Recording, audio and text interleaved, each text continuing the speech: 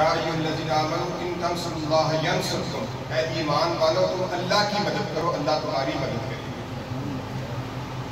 اللہ کو کیا مدد کی ضرورت ہے؟ کوئی ضرورت نہیں اللہ کو مدد کی۔ اللہ کو مدد کی ضرورت ہے اس کے دین کے لیے، اس کی توحید کی سربلندی کے لیے۔ وہ آپ سے تقاضا کرتا ہے جو کچھ آپ کے پاس ہے، جو آپ کی حیثیت ہے، اس کے مطابق آپ جو ہے اس کے راستے میں خرچ کریں، اس کے دین کی مدد کریں۔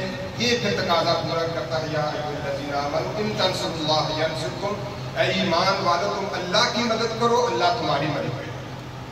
تم اگر اللہ کے دین کے لیے سب کچھ قربان کرو گے تو پھر اللہ کبھی بھی تمہیں تنہا نہیں چھوڑے گا۔ اللہ نے اپنے بندے سے، اپنے خلیل سے ڈیمانڈ کی کہ سب سے پیاری چیز جو ہے وہ تم میرے راستے میں قربان کرو۔ تو ابراہیم علیہ السلام بہت بڑے تاجر تھے، تو آپ نے کتابوں میں آتا ہے کہ 100 اونٹ اللہ کے راستے میں قربان کر دیا۔ پھر دوسرے دن یہ خواب آتا ہے، پھر اللہ کے راستے میں آپ بہت بڑی قربانی دے دیتے ہیں۔ پھر تیسرے دن یہی خواب آتا ہے، نہیں ابراہیم سب سے عزیز چیز جو ہے وہ اللہ کے راستے میں قربان کرو۔ تو دیکھا اپنے ساتھ ہی آپ کا بیٹا بیٹھا ہوا تھا، سوچا ہر چیز سے عزیز تو مجھے یہ ہے، شاید اس طرف اشارہ ہوا ہے۔ تو پھر کیا کیا؟ پھر باپ بیٹا مشورہ کر رہے ہیں، باپ کو ساتھ ہے، بیٹا میں نے خواب دیکھا ہے اور میں دیکھ رہا ہوں کہ میں تجھے ذبح کر رہا ہوں، تیری اس میں کیا ہے؟ باپ بیٹا مشورہ کر رہے ہیں، بیٹا میں نے خواب دیکھا ہے، فلما بلغ معه السعي قال يا بني، جب وہ حد بلوغت کو پہنچ جاتا ہے تو پھر باپ بیٹا مشورہ کر رہے ہیں، قال يا بني انی ارى في المنام انی اذبحك فانظر ماذا ترى، بیٹا میں خواب میں دیکھتا ہوں کہ میں تجھے ذبح کر رہا ہوں، بتا تیرا کیا خیال ہے؟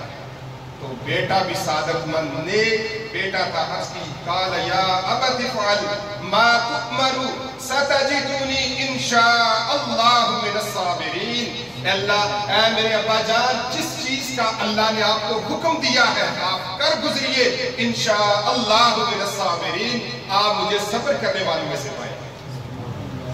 جان کی بات آ رہی ہے دوستان محترم، آپ نے پیچھے چلے جائیں تو اللہ کی طرف سے یہ بھی آزمائش آتی ہے کہ ابراہیم جہاں آئے بیت اللہ شریف ہے، جائیں اس معصوم بچے کو اور اپنی بیوی حاجرہ کو اس جگہ پہ چھوڑیں جا کے، بیابان جنگل میں چھوڑا۔ اللہ آزماتا ہے اپنے بندوں کو، اللہ آزماتا ہے مختلف انداز سے۔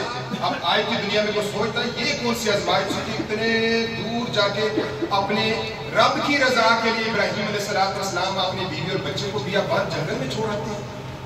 اور بیوی بھی کتنی سعادت مند تھی، جب چھوڑ کر واپس پلٹنے لگتے ہیں تو دامن پکڑ لیا، حضور صرف اتنا بتائیں، حضور صرف اتنا بتائیں